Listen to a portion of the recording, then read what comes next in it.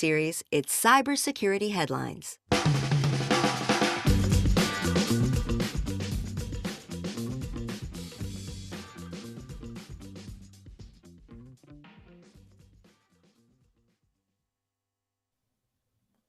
Threat actors gain access to U.S. government email, USB drive malware attacks spiking again in the first half of 2023, and 39% of businesses faced a cloud environment data breach last year.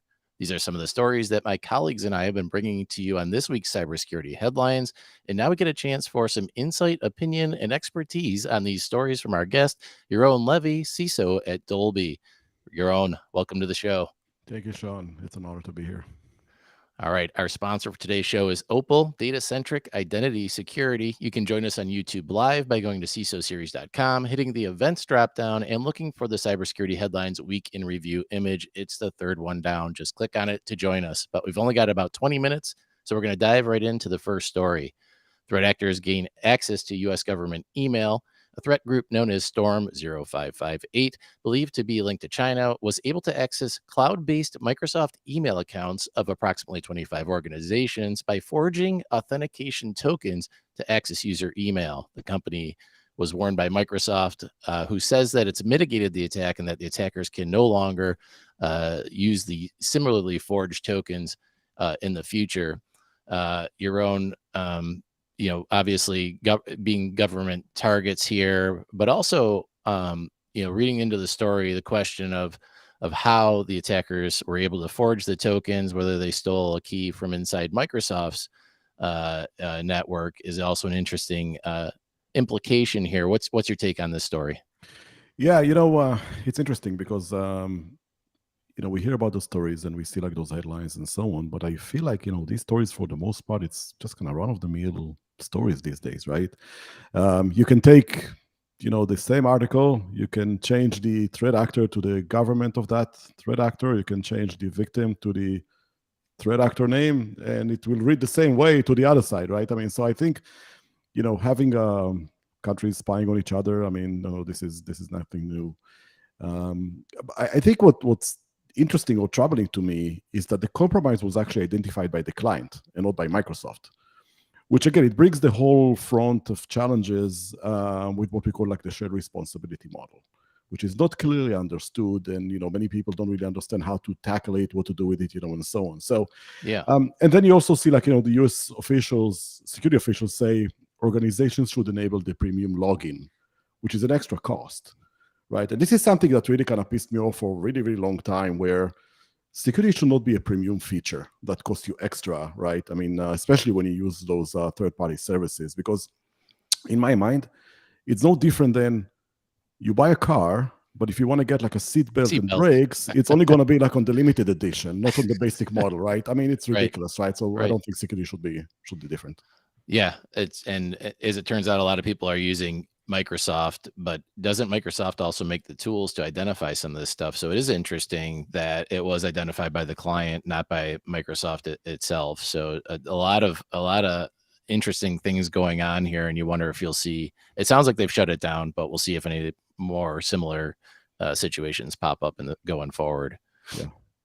All right, let's move on to our next story. USB drive malware attacks, a little bit of a throwback here, spiking again in the first half of 2023. Reports from Mandiant and Palo Alto Networks show that USB-delivered malware campaigns are thriving. Among the examples are Snowy Drive, which targets oil and gas firms in Asia, and PlugX variant that could hide USB drives and infect Windows hosts. So I read this, and I even find myself a little bit slipping into, these can't be that much of a threat anymore, hardware plugging into hardware, right? But here we are showing that maybe I have the wrong perspective on that. And, what's your take on, this? We did see that. I do want to call out the story we saw about a person giving a presentation using a USB drive on somebody else's laptop and coming back and infecting their own hospital. We covered that here on headlines as well. So all said, what's your take on this? Yeah, it's a never-ending cat and mouse game, right? I mean, security is like, it's an infinite game. It never ends. And when it gets difficult for adversaries to attack through one means, they always look for another one.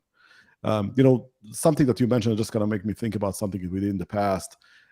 Way back when, years back, we did like a red team assessment, and we actually threw can-enable malware. And some of the new anti-malwares just ignored it because they didn't think it exists anymore, right? I mean, so yeah. things are making comeback, I Classics, guess. the Right, classics. exactly. I mean, But is it because though that like we're getting lax? Do you think these things come back around again? Because or did it never go away and it just left the headlines? And yeah, I don't think things really never go away. And yeah, I mean, companies getting more sophisticated, but attackers also get more sophisticated. But at the end of the day, it all comes to the same thing.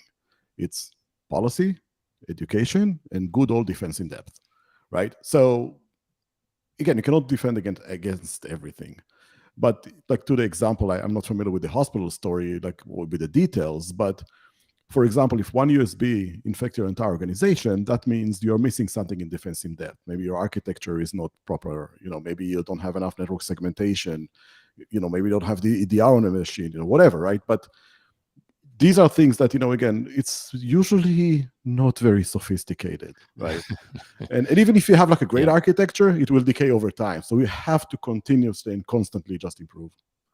Yeah, it's funny how it always comes back to the basics, and what you said about policy, education, defense in depth could apply to probably every story we read on this show ever. Obviously, the technical details change, but a lot of the same principles apply.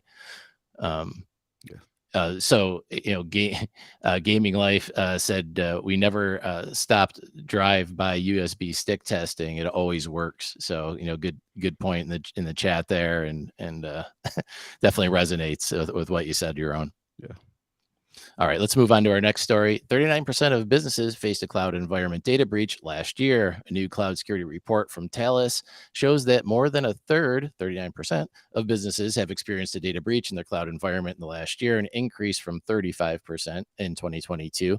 In addition, human error was reported as the leading cause of cloud data breaches at 55% of those surveyed. So that's a couple interesting things there. How often have we heard, open, exposed, Amazon Web Services S3 buckets, right? I'm going to kind of kick this back to like when cloud first came, right? And there was a lot of fear, uncertainty, and doubt, which we're well familiar with as security practitioners. Do you think some of that is legitimate? I mean, given this report, right, and how long we've been in cloud environments, do you think there's legitimacy to the fears we had at the very beginning, or do you, what's your read on this report? Yeah, it's just, again, it's shifting, right? I mean, so the data used to be inside organizations, and we over the years moved to the cloud, for a lot of good reasons. That also accelerated during the pandemic. A lot of people don't even remember it ever existed, but still, we also adopted many more cloud services. So why the bad guys go after that? Because that's where the data is. And for the most part, you mentioned the foundation, the basics, before, and a lot of the mistakes that are happening are kind of part of that, right? I mean, it's the same thing: compromised credentials, misconfigurations, things like that. But I think what's interesting is that a lot of people kind of think about it is, well, they're kind of numb to this. They want to hear about it anymore. They don't care, whatever. And I think where we're failing just overall is really to define what we struggle is like to define the harm, a harm from a cybersecurity event. And until we're going to change and we have a good definition of what harm really means, that's, I think, going to pique the interest of people a little bit more. But people are like, okay, so they lost my data, so why do I care, right? But then people really feel that when they have something like, oh, you cannot file your taxes, or you had like an identity theft situation, which is very, very painful. But again, we don't hear a lot of that just yet, or it's not very public. It's not like big news, as opposed to, some company, got hacked and lost, 50 million records or whatever. Which used to be a big deal, right? I mean, like back when the data breaches, first started happening, early 2000s. I read the first one was actually back in like 84. The database was exposed, but it was like, wow, let's not have that happen to us and throw every dollar we have at not being that in the headlines. Now, are we getting desensitized to data breach? And I guess what's your take on how do we bring that back up to a level of importance? I think a lot. Yeah, I think that's a combination. I think a lot of it is education, that we have to start from young age with our kids, and very, very young age. but also the elderly and the parents, which are also heavily targeted. And I'm hearing horror stories about people who got scammed from their money and life savings and retirements and things like that. I mean, so that's definitely something we need to protect. But I'm also hoping that on the legal side, tort law is something that has been around for a very long time. And it basically, covering damages for a person from like assault, battery, false imprisonment, I mean, things like that. We need to expand that at some point, or maybe there'll be going to be more cases that will expand that to cyber. And once there's going to be a better definition of harm and people will understand how to deal with that, and they're going to be, either punishments or grievances, for that, I think that's going to change. But people should not lose hope or just going to give up and say, oh yeah, I don't care.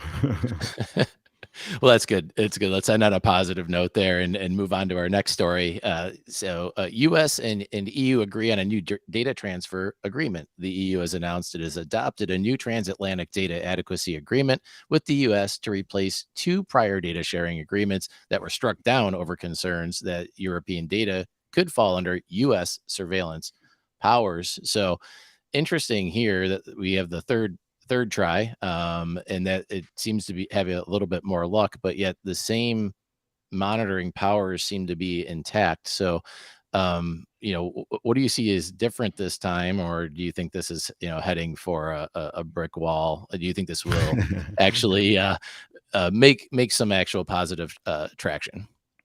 Well, this is a never-ending saga pretty much since 2001, I think, right? Whenever the Patriot Act or something like that came out, right? And it had several iterations over the years. So I think it will continue the same way. So now we have the new version, and it's going to be challenged, it's going to be canceled, it's going to be recreated again, and so on and so forth. I think, the root of the matter is not necessarily the US surveillance powers. Because look, let's be honest, every government is doing surveillance. Okay, we're not different, or from that matter. But I think the fact is that we don't have a universal law or even an agreement on what privacy, human rights, I mean, things like what do they mean, right? Every country is different, right? So I mean, look, even in this country, I mean, we can't get two people to agree on the same thing. I mean, so you're always going to have different opinions. So I don't have a solution, but I think one thing we need to remember is that we always have a choice, right? So if you are a European company and you want to do business in the US, you need to take that into the consideration as part of your risk threat model. If you don't want to have the US government survey on you, well, don't use Gmail, use ProtonMail or whatever. Maybe the choices are not that great, but at least you have a choice, right? Mm-hmm. But yeah, if you're a company, I mean, you work in Europe, you have to adhere and comply with their laws. That's the reality. Yeah, I had I had this similar thought. I think the complexity just goes up, but I thought exactly we can't figure some of this stuff out in our own country. I mean, California and some other states have their own laws, stricter privacy laws, and trying to figure it out between multiple countries puts it on a bigger scale of complexity. But doesn't mean we should stop trying, as you noted in the last story. Yeah. And I'm just going to point out before we go into our sponsor, Reed, Gaming of Life, I think referring back to our cloud story, said we stack boxes on more layers of someone else's black boxes, and that we're supposed to trust. So kind of diving into the third party chain of trust situation. Any comment on that, Yaron, about? That's that shared responsibility model, right? Yeah. And once we commit with somebody and we are in this together, we cannot say, okay, that's where the demark and I don't care beyond this. No, we do. So yes, you give up some control, you maybe get some other benefits, and we do get benefits, but we also need to understand that now the responsibility is shared. Yeah, exactly. CCL came in with another hot take, impact of legal actions against company exec level members on data breaches. We just saw the SolarWinds situation. I think, I assume you as a CISO are keeping a close eye on that, as well as everybody else really in the security industry. What's your thought on that? Yeah, I mean, obviously, this is something that everybody are keeping their eyes on. I think the main thing is we don't really have a standard in security. Right, we have a lot of frameworks, we have a lot of opinions, but we don't really have a standard. So the question is really like, what bar do you need to meet, or what do you need to drive towards? And I think that's where the problem stems from, right? I mean, you think about, again, if we're doing like an analogy, finance, accounting, you have the GAAP rules, the general acceptable accounting practices. You take two CFOs and ask them, how do you run your department? By and large, 85% they will agree, and maybe there are some 15% differences. You take two CISOs and ask them, like, how do you run, security department? You get like completely two different answers. Yeah. Right. So I think until we're going to have GASP rules, if you will, the general acceptable security practices, we're going to continue to struggle. I know how we can get to a new standard, another framework. Well, but that's the problem, right? Yeah. That is the problem. We're solving the problem with the same level of thinking that created. But but maybe something at more like international level, through like the OECD or something like that. And again, accounting and financial practices, have that precedence. So maybe we can do something similar. Yes. All right, let's move on to our word with our sponsor for today's episode is Opal. Opal is the data-centric identity platform. Identity is one of the last great frontiers. It's fragmented with legacy architecture. Opal's mission is to empower enterprises and understand and calibrate access end-to-end. The best security teams from companies like Databricks, Figma, Blend, and Drata use Opal to build identity security for scale. Visit opal.dev, that's OPAL.dev, to learn more. All right, let's move on to our next story. Jump Cloud resets customer API keys. The access management company Jump Cloud informed customers that it took an action in response to an, quote, air quotes here, ongoing incident. No word on any specifics, but Jump Cloud said it came out of, quote, an abundance of caution. So very crystal clear there what's going on. Given the potential for disruption, resetting API keys, it's not a small response for sure, Yaron, but very unclear at this point what actually happened. It looks like Jump Cloud provides cloud directory services such as single sign-on, multi-factor, and claims to have more than 180,000 organizations as customers. So what should a customer feel about the response they're getting here, and how do you any take on how Jump Cloud has kind of handled the situation? Well, so first of all, I think customers should feel happy, because Jump Cloud actually proactively did something about it. And that's what I would expect, again, going back to Microsoft from before. That's what I would expect, right? I mean, as part of that shared responsibility model, if you came across something and that it's going to put your customers in danger, take action. We know that when we signed up with the cloud provider, that we are giving up some of those controls, right? So actually, I commend them, for taking a proactive approach and proactive action and actually doing that. In terms of lessons learned, I think overall, not maybe specifically for this case, but I think overall as an industry, we probably need to do better sharing information and do some lessons learned. I think a lot of that is done kind of maybe behind the scenes. I think there are some opportunities to do some things more, in a greater transparency or greater level. I mean, just again, the same tide rises all ships. But yeah, I think it's been a lot better than what I've seen many years ago. So there's a lot of collaboration. The place that you and I came from, there's a lot of collaboration, between the Blues. So absolutely, I think there's definitely great progress. Yep. We need some more. Yep. Yeah. In gaming life said kudos to being proactive. And admittedly, when I read it, I was like, where's the details? Why aren't they sharing anything with their customers? And that's bad. But you're right. I mean, the worst thing would be to sit there not taking the action that they needed to mitigate the threat. So let's give credit where credit is due and leave it at that. All right, so let's move on to the next story. California resident charged with cyber attack on water treatment facility. This seems to be a theme we've heard before. A federal grand jury has indicted a former employee of a private company that contracted with the Californian water treatment facility, Discovery Bay. Upon resigning from the company in January 2021, he allegedly remotely accessed Discovery Bay's network and uninstalled the main operational and monitoring system that protected the entire water treatment system, including water pressure, filtration, and chemical levels. Yikes. A lot to unpack with this one. Obviously not good. I harken back to the Oldsmar, Florida attempted water treatment facility hack like in 2021. There's a lot here. So pick up on, whatever thread you'd like to your own with this one. What's your take? Yeah, definitely bad. And we're always going to have, bad peoples and insider threat. It's definitely something valid that we definitely need to look at, very closely. But I think, this example in particular shows again, like, how many organizations still struggle with the foundational controls. Access control is never easy. It's a mess pretty much everywhere. If we think about the systems complexity and you think about like, organizational changes, and, it's not easy to get right, and it's a constant moving target. But I think, again, we must get this foundational boring control right and really focus on that. I think this is a kind of a must do. And I also think that, when it comes to critical systems like water systems, for example, when you can impact people's lives, the access control should not be different than a nuclear power plant. I mean, it's again, no different. Yeah. Maybe with a nuclear disaster, you kill more people, but between like 5 or 500,000, again, you're killing people. So the control should be the same.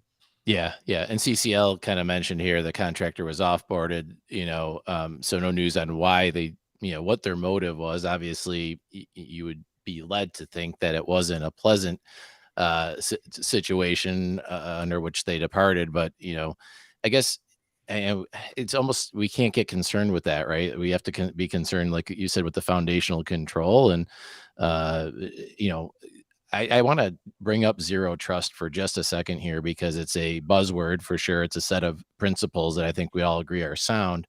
But what would it help us? Or at the end of the day, you still have to understand who's coming and going and take the right action of connectivity, for your HR systems or wherever you're tracking those folks to shut access off timely. Would zero trust save the day here, or is it still something underneath that needs to be done there? Yeah. I don't know. We could probably talk like hours just about zero trust.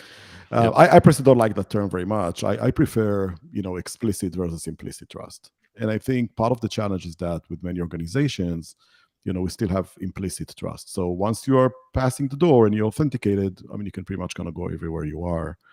And I think we need to do more and more when it comes to like explicit trust, right? So, like in this case, the person, maybe that was his job, I mean, to take care of those systems, and that's okay. And again, you will never be able to have like 100% protection.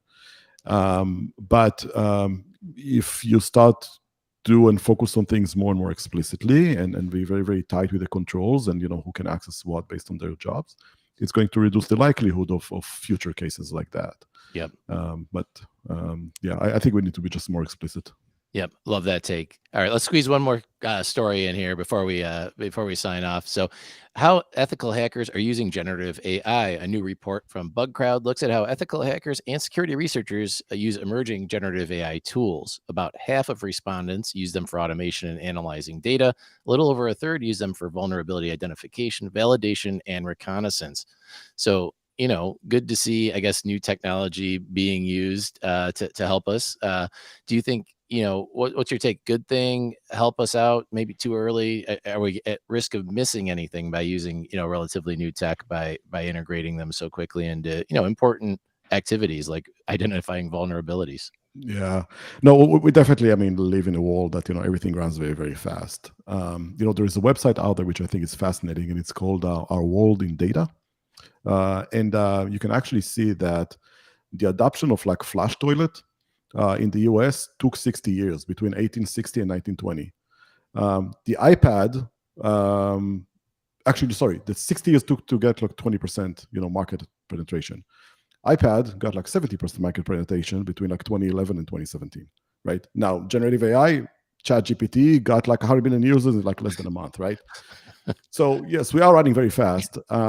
Definitely with that technology, there's a lot of opportunities and there's a lot of threats. I don't think there's any way putting that genie back in the bottle. So I think we kind of have to learn to live with it. But it's still new.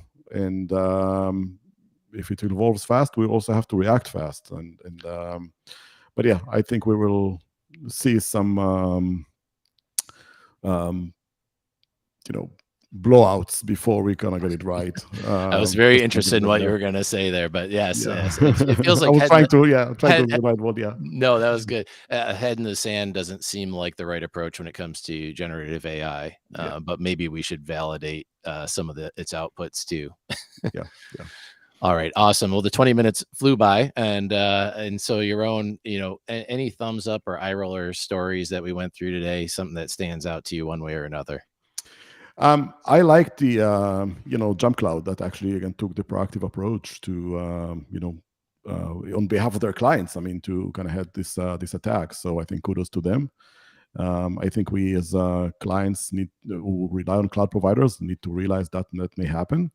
And again, that's shared responsibility. Work with our cloud providers and make sure that we both covered and working together. I mean, because the threat is against both of us. So kudos to them for taking the proactive approach and actually dealing with that.